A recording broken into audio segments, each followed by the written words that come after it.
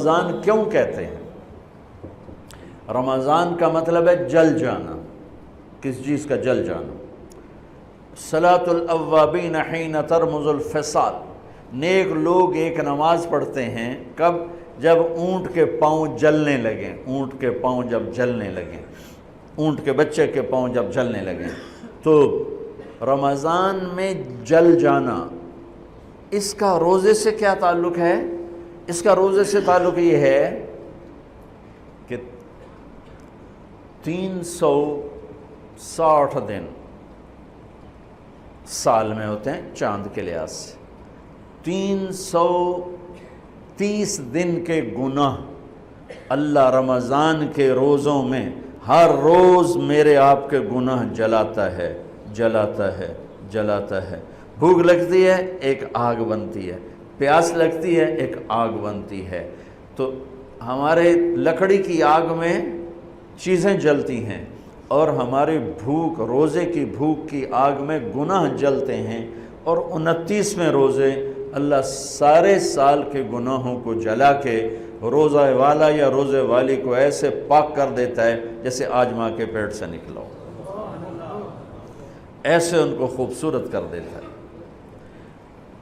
حج کا مہینہ آیا، اعمال اسی طرح ہیں جیسے ہوتے ہیں۔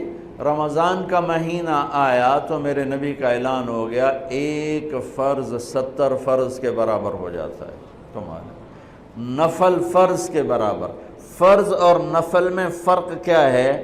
حضرت علی ہی کا فرمان ہے کہ جس شخص نے ایک فرض روزہ چھوڑ دیا، پھر قیامت تک اس کی قضا میں نفل روزے رکھتا رہا، تو ایک روزے کا یہ سارے روزے بدلہ نہیں ہو سکتے۔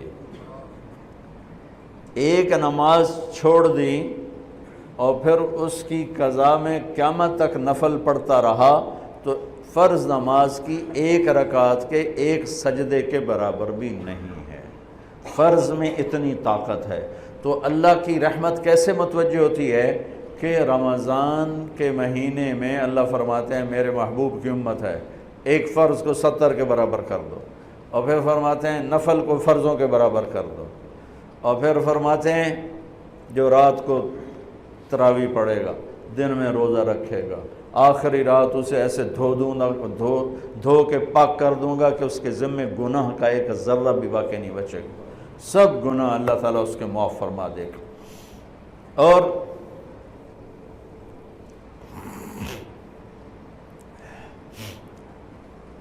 میرے نبی نے فرمایا من صام رمضان ایمانا و احتسابا، دوسری بھی من قام رمضان ایمانا و احتسابا، جس نے روزہ رکھا اللہ کی رضا کے لیے، جس نے تراویح پڑھی اللہ کی رضا کے لیے، اس کے پچھلی زندگی کے سارے گناہ اللہ معاف فرما دیتا ہے۔ رات کا قیام کسی امت کو نہیں ملا۔ دیکھو روزہ سخت تھا تو ان کا قیام اللیل نہیں تھا، چونکہ وہ اپنی کتاب پڑھ سکتے ہی نہیں تھے۔ رمضان میں اللہ نے آسمانی کتابیں اتاری، یکم رمضان کو ابراہیم علیہ السلام پر، 2 رمضان کو تورات موسیٰ علیہ السلام پر، 8 یا 6 رمضان کو عیسیٰ علیہ السلام ان پر، موسیٰ علیہ السلام پر، ان پر داؤد علیہ السلام پر زبور کو اتارا، اور 12 یا 18 رمضان کو عیسیٰ علیہ السلام پر انجیل کو اتارا، اور 21 رمضان کو اللہ تعالیٰ نے پیر کی رات لیلۃ القدر میں غار حرا کے اندر اللہ تعالیٰ نے اپنے محبوب پر کتاب کو اتارا۔ وہ کتابیں فل آ گئیں، لکھی لکھائیں۔ قرآن فل نہیں آیا، قرآن صرف ایک سورت کے 19 الفاظ آئے بس، اور پھر 23 برس میں قرآن اترا۔ کتنے انبیاء ایسے گزرے ہیں جن کے پاس جبریل زندگی میں ایک دفعہ آیا، زندگی میں جبریل ایک دفعہ، اور ایک سے لے کر آگے کوئی تعداد مقرر نہیں ہے، 100 دفعہ 200 دفعہ، لیکن آپ حیران ہوں گے ہمارے نبی پر جبریل 23 برس میں 24,000 دفعہ آئے، 24,000 دفعہ، جو ایک عجب العجائب ہے، عجب العجائب ہے۔ تو میرے بھائیوں، رات کی تراویح، دن کا روزہ، تراویح میں کیا ملنے والا ہے؟ میرے نبی کا فرمان ہے ہر سجدے پہ 1500 نیکی، ہر سجدے پہ 1500 نیکی۔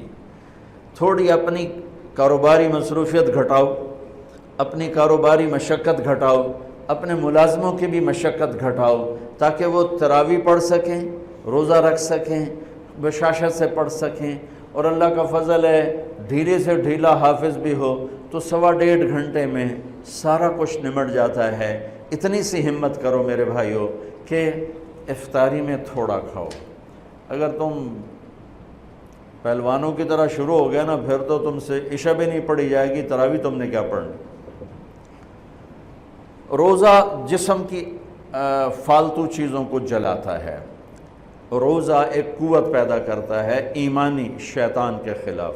وہ کیسے پیدا کرتا ہے شیطان کے خلاف؟ اللہ تعالیٰ حلال کو بھی حرام کر دیتا ہے۔ جب بیوی کو بھی شہوت سے دیکھنا حرام ہو گیا اور یہ اس پہ قابو پا گیا تو اوروں کی عزت کو یہ حرام نظر سے کیوں دیکھے گا؟ جب یہ حلال کھانا چھوڑ گیا تو یہ جھوٹ کیوں بولے گا، یہ گالی کیوں دے گا، یہ غیبت کیوں کرے گا؟ جب یہ کان میں دوائی ڈالنا چھوڑ گیا کہ روزہ ٹوٹ جاتا ہے تو یہ اوروں کی غیبت کیوں سنے گا، اوروں کی برائی کیوں سنے گا؟ جب یہ آنکھ میں دوائی نہیں ڈالتا ہے کہ وہ حلق میں جاتی، وہاں سے وہ پیٹ میں چلی جاتی ہے، روزہ ٹوٹ جاتا ہے، تو یہ ان آنکھوں سے غلط کیوں دیکھے گا؟ یہ غلط کیوں کسی کی عزت کے اوپر اپنی بددیانت نظر کو ڈالے گا؟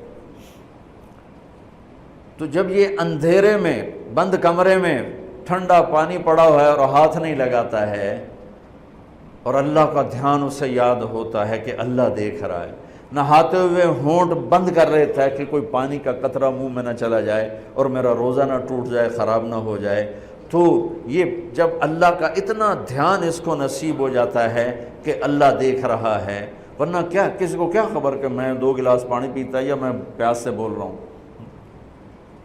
تو جب وہ اللہ کو اتنا اپنے دھیان میں لے آتا ہے کہ اللہ دیکھ رہا ہے، میں پانی نہیں پیوں گا، اللہ دیکھ رہا ہے، میں بیوی کو ہاتھ نہیں لگاؤں گا، اللہ دیکھ رہا ہے، میں کسی کی عزت پر بری نظر نہیں ڈالوں گا، اللہ دیکھ رہا ہے، میں کسی کی برائی نہیں سنوں گا، اللہ دیکھ رہا ہے، میں کسی کی برائی نہیں کروں گا، تو پھر جب یہ بازار میں جائے گا تو جھوٹ تو نہیں بولے گا، جب یہ تولے گا تو غلط تو نہیں تولے گا۔ ہاں یہ الگ بات ہے، بہت سے مجھے ملے کہ جب بس رمضان میں جھوٹ چھوڑ دیتے ہیں، اس تو بعد پھر شروع ہو جائے گی۔ رمضان میں رشوت نہیں لیتا ہوں، اس تو بعد پھر شروع ہو جاتا ہے۔ تو چلو شکر ہے 1 مہینہ تو مسلمان رہتے ہیں۔ اچھا اس کی وجہ کیا ہے کہ رشوت خور کہتا ہے جی رمضان میں نہیں، جی نہیں، رمضان میں جھوٹ نہیں بولنا، رمضان میں صحیح تولنا ہے، رمضان میں غلط نہیں تولنا ہے۔ کیوں؟ شیطان قید ہو جاتا ہے۔ رمضان میں نمازی کیوں بڑھ جاتے ہیں؟ شیطان قید ہو جاتا ہے۔ کسی امت کو یہ نہیں ملا کہ رمضان میں شیطان قید کیے جائیں، اس امت کو ملا رمضان میں شیطان قید ہو جاتے ہیں۔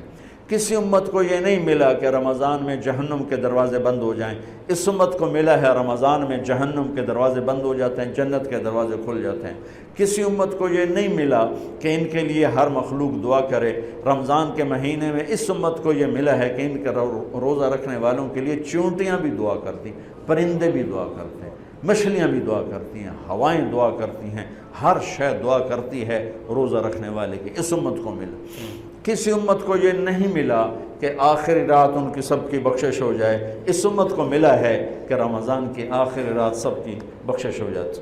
کسی امت کو یہ نہیں ملا کہ جنت کی حوریں انہیں روزوں میں یاد کریں، اس امت کو ملا ہے کہ اللہ تعالیٰ جنت کو کہتا ہے کہ تو تیار ہو جا، میک اپ کر لے، میرے بندے آ رہے ہیں، دلہن بن جا، سج دھج کے مجھے دکھا دے تاکہ میں اپنے بندوں کو پیش کروں تحفے کے طور پر۔ یہ ہے تمہاری بھوک کا بدلہ، یہ ہے تمہاری پیاس کا بدلہ۔ اللہ نے زکوٰۃ فرض کی ہے تو زکوٰۃ نکالو۔ اب تو اتنے حالات ہیں کہ متوسط طبقہ بھی زکوٰۃ کا مستحق ہے، اپنے زکوٰۃ سے بڑھ کے نکالو، چونکہ زکوٰۃ دینے والا بخیلوں سے تو نکل جاتا ہے لیکن سخیوں میں داخلہ اس سے اوپر کرے گا تو ہوتا ہے۔ 2,500 دے دیا نا 1 لاکھ میں سے تو باپ پہ بخیل کا لیبل نہیں لگے گا۔ لیکن سخی کا بھی نہیں لگے گا، اوپر چوانی خرچ کر دو تو ایک سٹیپ آپ آ جائیں گے۔ سخی بن کے زندگی گزارو، لوگوں پہ خرچ کرنے کا مزہ بہت ہے، جوڑنے کے مزے سے زیادہ لگانے کا مزہ ہے۔ تو رمضان آ رہا ہے، خرچ کریں، زکوٰۃ سے بڑھ کر دیں، انتہائی ضرورت مند ہیں ہمارے لوگ۔ ابھی تو وہ جو سیلاب سے جو گھر گرے تھے ابھی تو وہ ہی نہیں بنے، کتنے ہزاروں لوگ بے گھر بیٹھے ہوئے ہیں۔